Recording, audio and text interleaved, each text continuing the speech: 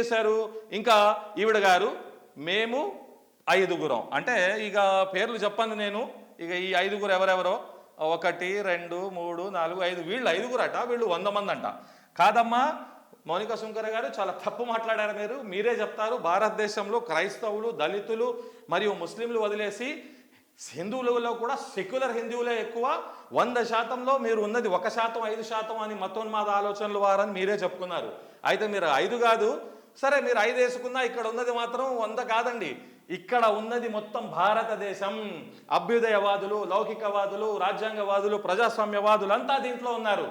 కాకపోతే మీరు మీ స్వార్థం కోసం రాజకీయంగా టికెట్ కోసం లేదా మతోన్మాదం విరజిమ్మి మీరేదో ఒక అసలు మీకు తెలియదా అరే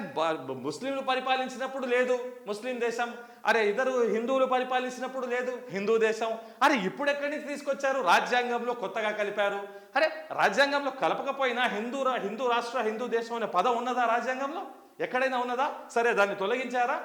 సెక్యులరిజం పెట్టారు అవును పెట్టారు ఎందుకు పెట్టారు అంటే దాన్ని ఇంకా పటిష్టం చేయడానికి పదాన్ని చేర్చడం జరిగింది హిందూ పదం అనేది తొలగిస్తే చూపియండి మరి ఆ లాజిక్ చెప్పరు కావున ఇది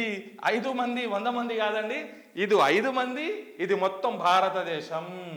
ఇక మీరు ఇంకా చూసుకుంటే ఈ విధంగానే వీళ్ళ టార్గెట్ అంతా ఒకటేనండి మతోన్మాదం విద్వేషాలు విరజిమ్మి మన భారతదేశంలో ఏదైతే స్ఫూర్తి ఉన్నదో లౌకికవాదం ప్రజాస్వామ్యవాదం భిన్నత్వంలో ఏకత్వం దాన్ని నాశనం చేయడమే వీళ్ళ బాధ్యత తప్ప ఇక మగధ న్యూస్ వారు ఆ మగధ న్యూస్ వారి గురించి అయితే నేను